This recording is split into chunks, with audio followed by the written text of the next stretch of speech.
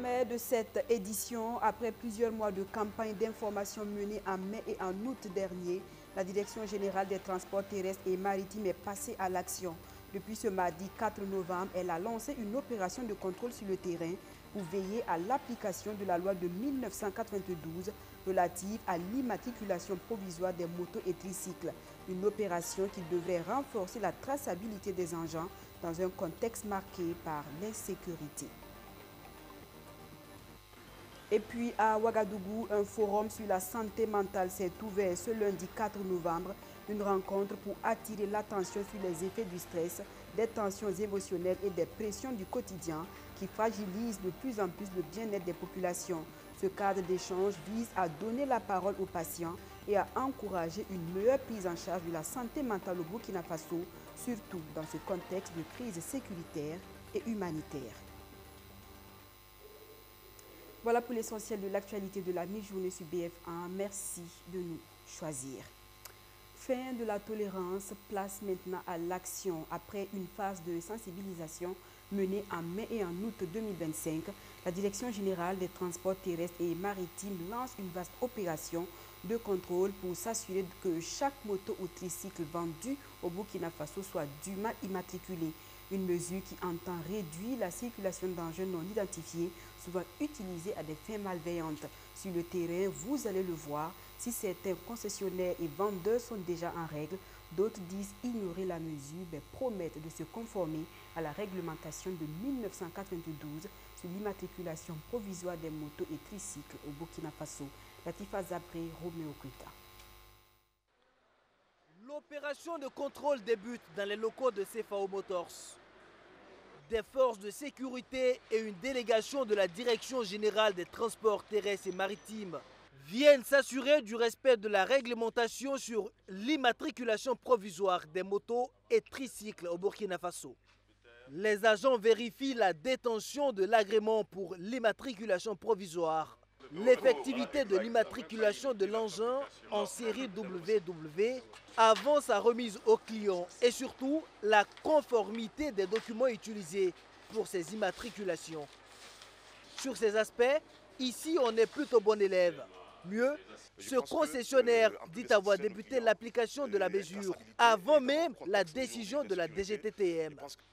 À ce jour, près de 2000 engins ont reçu l'immatriculation provisoire avant d'être remis à leur propriétaire. Aujourd'hui, toute moto qui est achetée à CFAO sort avec l'immatriculation provisoire. Je pense qu'en plus de satisfaire nos clients, il y a une traçabilité et dans notre contexte aujourd'hui d'insécurité, je pense que tout le monde, je vais dire tous les vendeurs, concessionnaires, devraient suivre ce pas pour aider nos autorités vraiment à réussir aussi sur ce plan sécuritaire. Avoir une traçabilité de tout engin mis en circulation au Burkina Faso, c'est l'une des raisons majeures de cette mesure. Dans ces temps d'insécurité, quand quelqu'un roule sur un engin qui n'est pas immatriculé, alors on a même peur de lui. On ne sait pas d'où ça vient.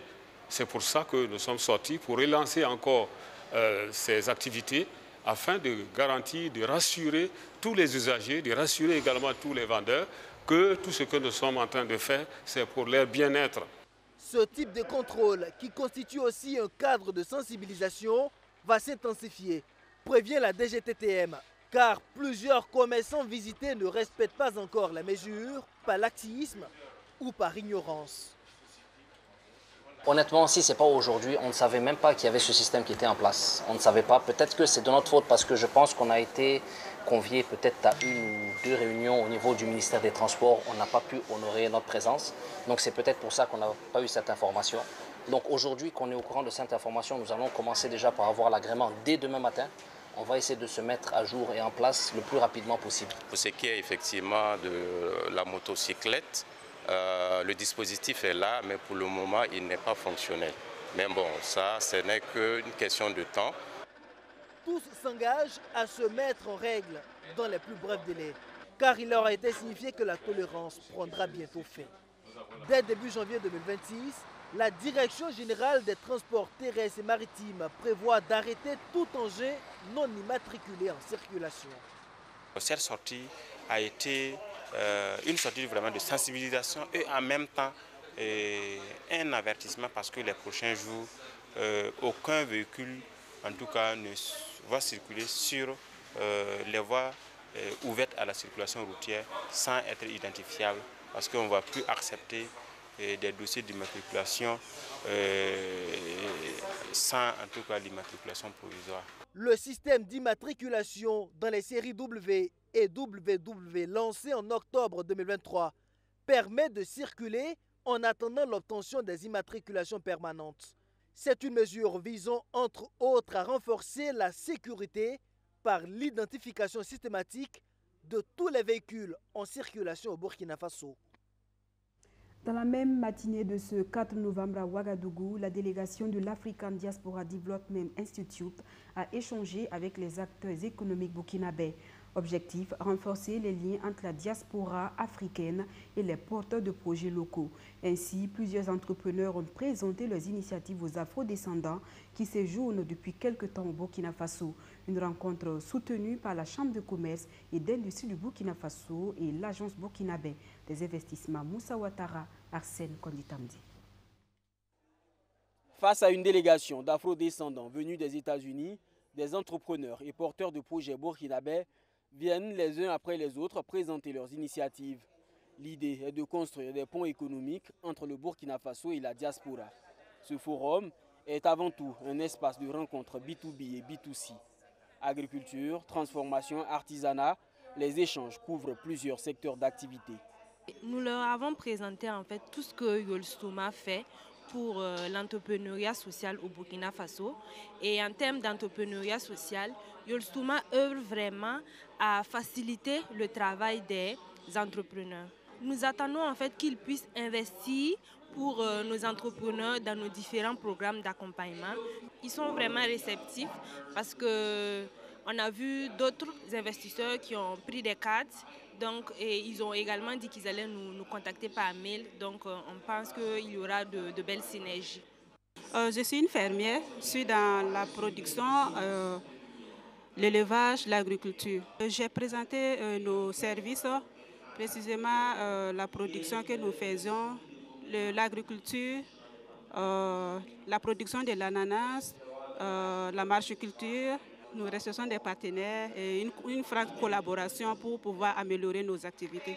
Ils sont vraiment intéressés parce qu'il y a quelques-uns, après juste la présentation, qui nous ont approchés pour prendre les différents contacts. Ce forum d'affaires, qui se tient sous la direction de l'African Diaspora Development Institute, veut transformer les retrouvailles symboliques en opportunités économiques. Une vision partagée par la Chambre de commerce et d'industrie du Burkina Faso et l'Agence burkinabé des investissements. Dans l'actualité également, les forces armées nationales engagées avec le peuple dans la révolution progressiste populaire pour la défense souveraine du territoire. C'est sous ce thème que l'armée burkinabé a commémoré le 1er novembre dernier son 65e anniversaire. À Bobo-Dioulasso, la deuxième région militaire a marqué l'événement par une prise d'armes et une cérémonie de distinction. Plusieurs soldats ont été décorés pour leur dévouement, leur ténacité et leur combativité sur le terrain au service de la nation. Thomas Koukayawo, Soto, Justin Dabiri. Les forces armées nationales engagées avec le peuple dans la révolution progressiste populaire pour la défense souveraine du territoire, c'est sous ce thème que les forces armées nationales du Burkina Faso ont célébré le 65e anniversaire. Dans la garnison de Bobo-Dioulasso, cette commémoration a été marquée par une prise d'armes et de distinction des soldats pour leur don de soi et de bravoure dans l'exercice de leur mission. Chers frères d'armes, dans le contexte actuel, marqué par une guerre injuste et lâche, imposée par des puissances impérialistes à notre pays, la défense souveraine du territoire ne peut être l'affaire d'une seule entité. Elle appelle à l'unité, la discipline, la solidarité nationale et le patriotisme. C'est ensemble, forces armées nationales, forces de sécurité intérieure, volontaires pour la défense de la patrie, population civile, que nous triomphons. 65 ans d'innovation afin de répondre efficacement aux défis du moment. Des innovations qui ont permis à l'armée burkinabé de monter en puissance. Nous pouvons noter la montée en puissance opérationnelle des forces combattantes et la création de nouvelles unités pour s'adapter aux réalités du terrain. L'acquisition de moyens majeurs et moyens logistiques conséquents. La mutualisation des efforts à travers la défense collective dans le cadre de la Confédération des États du Sahel, AES. La création d'un institut de formation de l'élite militaire nationale. L'amélioration des conditions de vie des forces combattantes à travers la création de structures. La médaille d'honneur militaire, la médaille militaire et la médaille d'honneur du sapeur-pompier sont les 3 catégories de distinction qui ont été décernées aux soldats de la garnison de Bobo-Dioulasso qui se sont distingués par leur bravoure dans l'exercice de leur mission. Et pendant que l'armée célèbre ses 65 ans d'engagement, la police nationale du Guiruko, elle, écrit une nouvelle page de son histoire avec l'installation d'un nouveau directeur régional. Le commissaire divisionnaire de police Vubiziba a officiellement pris fonction une semaine après sa nomination en Conseil des ministres du 23 octobre dernier. Il remplace à ce poste le commissaire divisionnaire de police Pierre Claver Konaté qui aura passé 3 ans à la tête de l'institution. Le 13e directeur général de la police régionale du Guiruko s'engage à faire de la sécurité du citoyen une préoccupation quotidienne et à maintenir la région dans la stabilité et la sécurité. Abi Traoré, Soto, Justin Dabiri. Personnel de la direction régionale de la police nationale du Guiruko à mon commandement.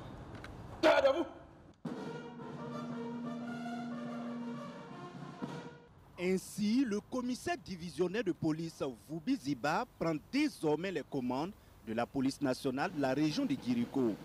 Il remplace le commissaire divisionnaire de police Pierre Claver Konaté et devient le 13e directeur régional de la police nationale de la région. Conscient de l'effet inhibiteur de la routine et des vieilles pratiques sur nos résultats concrets sur le terrain, le directeur général de la police nationale a décliné sa vision à laquelle je souscris entièrement. Il s'agit de la vision ISOSCU, innovation stratégique et opérationnelle pour une sécurité au quotidien. Il s'agit donc de faire de la sécurité du citoyen une préoccupation quotidienne à travers des initiatives nouvelles, efficaces, impliquant bien entendu le citoyen comme acteur clé de la sécurité. Le nouveau patron de la police nationale du Guiruko a déclaré pouvoir compter sur l'ensemble des éléments de la police régionale pour la réussite de sa mission et le renforcement de la sécurité dans la région. Et m'engage ici et maintenant, moi et mes collaborateurs de service, à la traduire en actes concrets dans la région du Guiruko. Je compte également sur le soutien et l'accompagnement des autorités et des chefs de service déconcentrés pour qu'ensemble, nous maintenions notre région debout dans la stabilité et la sécurité afin que nos vaillantes populations puissent vaquer librement à leurs occupations. Le commissaire divisionnaire Vubiziba est un homme de terrain habitué des réalités policières. Il a occupé plusieurs postes de responsabilité, notamment chargé d'études à l'ANR de 2022 à 2023, enseignant à l'École nationale de police, commissaire central de la police nationale de Manga. Avant sa nomination, le commissaire divisionnaire Vubiziba était directeur régional de la police nationale de la région du Tanouya. C'est un sujet encore tabou, pourtant plus que jamais d'actualité au Burkina Faso, la santé mentale. Le stress, les tensions émotionnelles et les pressions du quotidien fragilisent de plus en plus le bien-être psychologique des Burkinabés, surtout dans ce contexte marqué par une crise sécuritaire et humanitaire. Ce 4 novembre à Ouagadougou, acteurs et professionnels du domaine ont tenu un forum pour échanger et écouter les patients, comprendre leur réalité et réfléchir à de meilleures stratégies pour leur prise en charge. Maxime Ilboudou.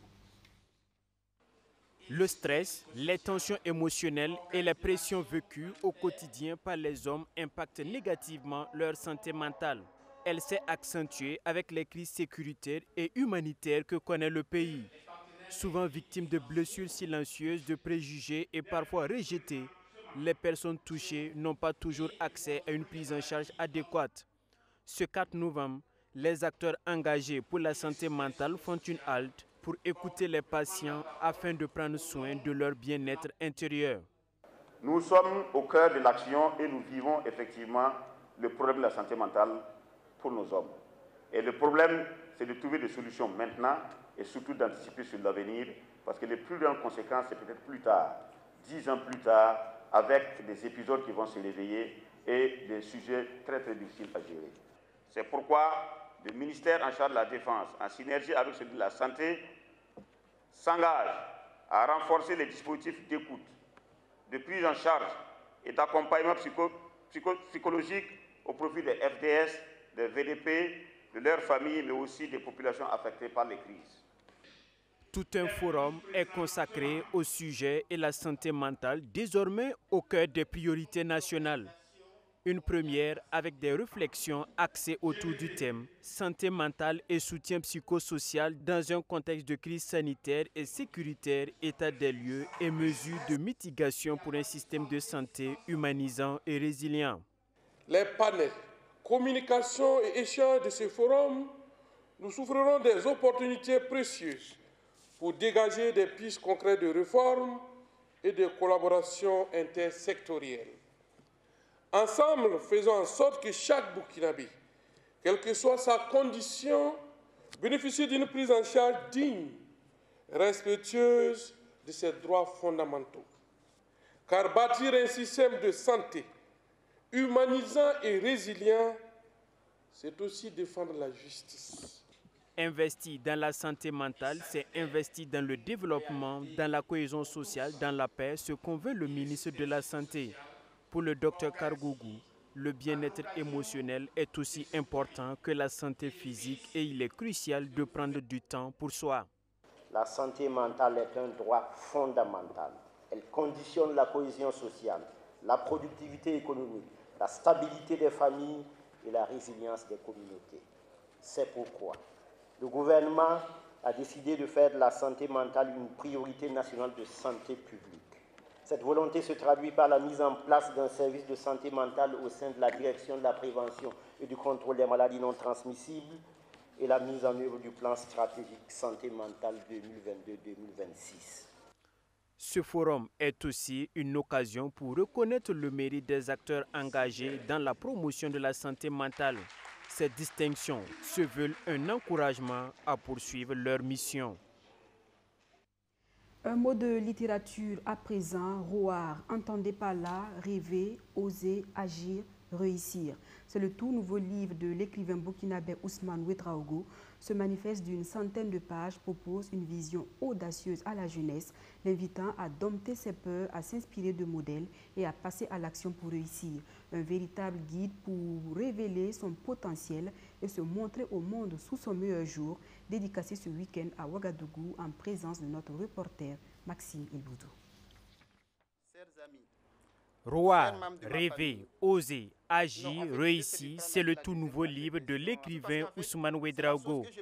Un manifeste d'une centaine de pages qui propose une vision audacieuse, invitant la jeunesse à dompter leur peur, à s'inspirer de modèles pour réussir. Une méthode pour révéler son potentiel au monde. Roar n'est pas un projet d'auteur en quête de reconnaissance.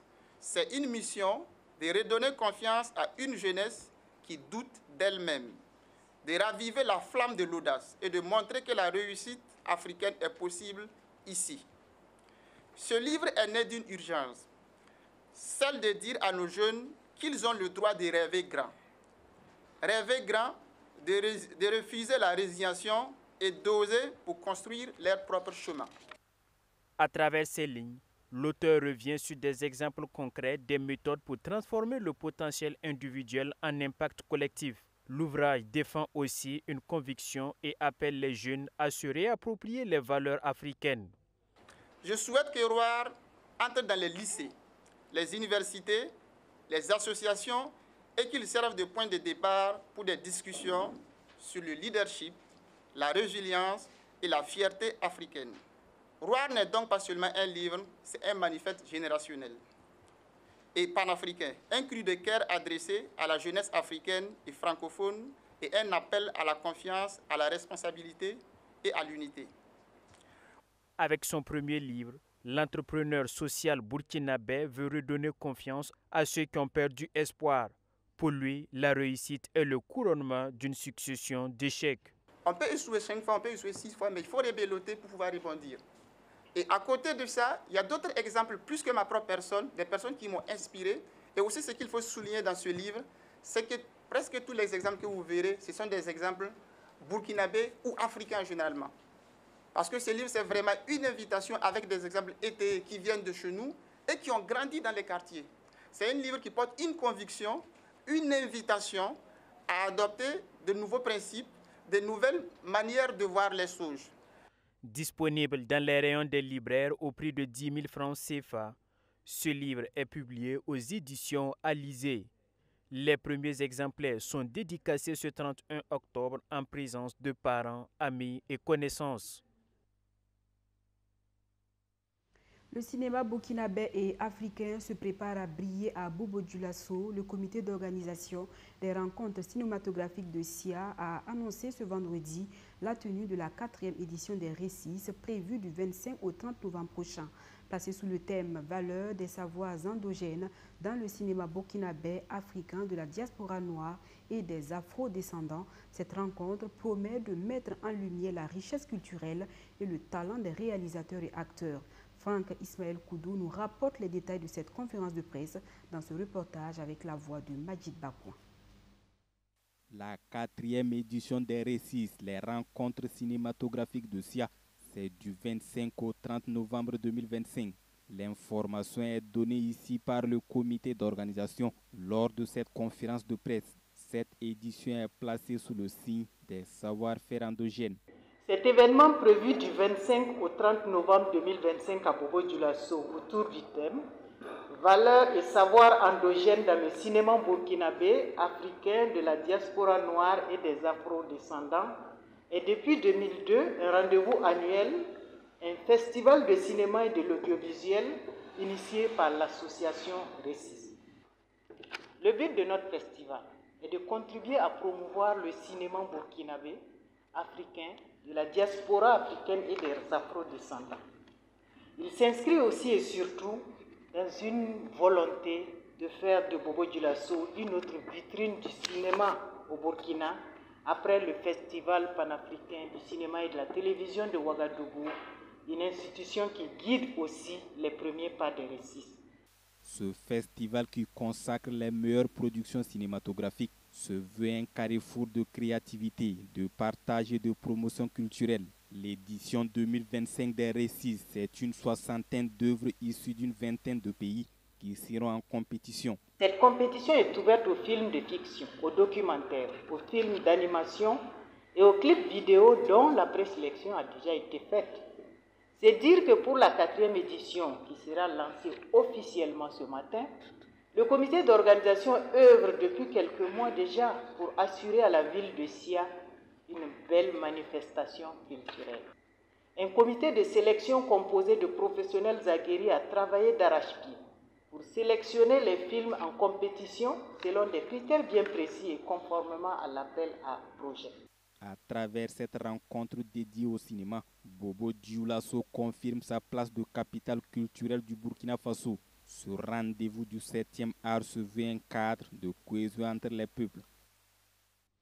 La fête du football africain, c'est en décembre prochain et déjà Orange Burkina se met aux couleurs de la CAN 2025. Cette compagnie de téléphonie mobile a présenté ce 1er novembre à Ouagadougou son programme spécial destiné à récompenser la fidélité de ses clients et leur offrir une expérience exceptionnelle au Maroc aux côtés des étalons pour vivre de près la plus grande fête du football africain. Moussa Touré et Tatiana Lankwandé sont déjà les premiers heureux gagnants de cette belle aventure. Leila Nyonta. Dans moins de 2 mois, Tatiana Lankwandé et Moussa Touré vont vivre pour leur toute première fois une expérience incroyable au Maroc. Assister en direct à une Coupe d'Afrique des Nations dans les plus beaux stades du royaume chérifien aux côtés des étalons.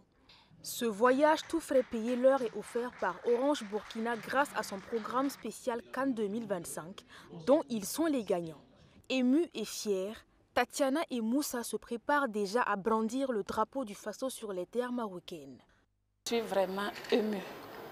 Je ne m'attendais pas, j'ai joué le jeu au hasard. Je ne m'attendais pas. Donc je suis vraiment très émue. Je ne savais vraiment pas que j'allais avoir cette chance-là. J'ai bataillé, hein. J'ai vu le jeu, j'ai dit, est-ce que je pourrais aller? J'ai continué. Avec leur live que j'ai suivi, j'ai pu avoir certaines directives qui m'ont amené à continuer. Et un beau jour, on m'a appelé, on me dit, j'ai gagné.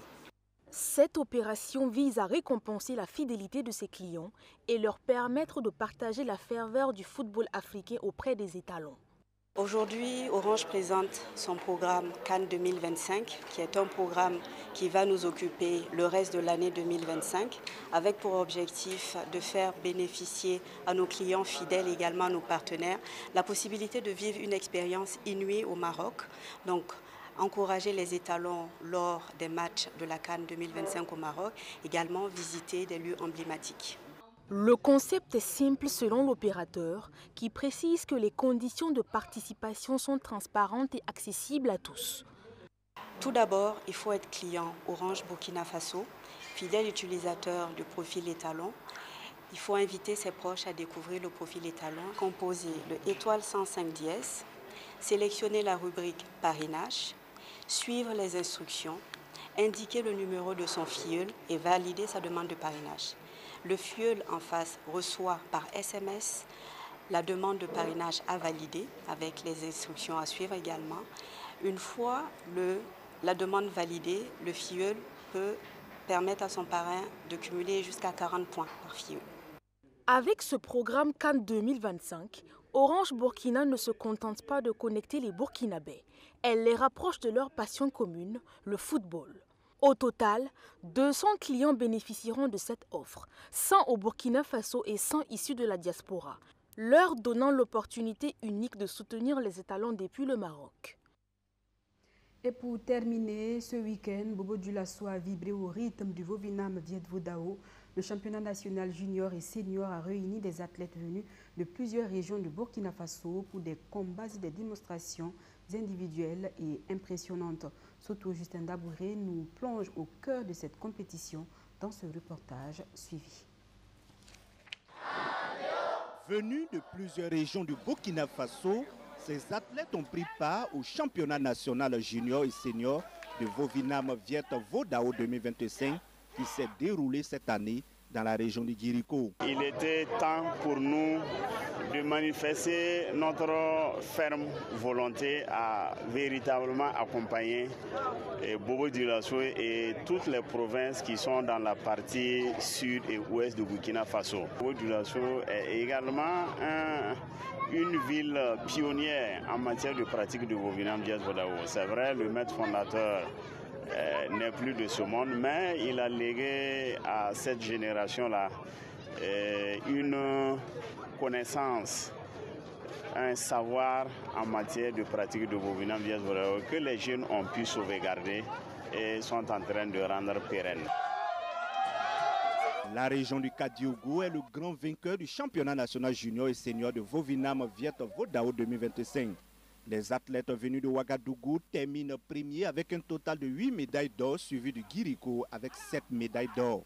Pari réussi pour la fédération burkinabé de Vovinam Viet Vo Dao. Nous sommes plus que satisfaits parce que non seulement toutes les provinces, toutes les régions qui sont acquis à la cause du Vovinam Viet Vo Dao ont répondu présent.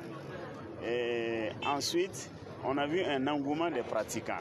Nous avons vu des jeunes, des pratiquants, des sportifs mouiller le Vofouk qui pourront représenter le Burkina Faso à l'échelle internationale, africaine et mondiale.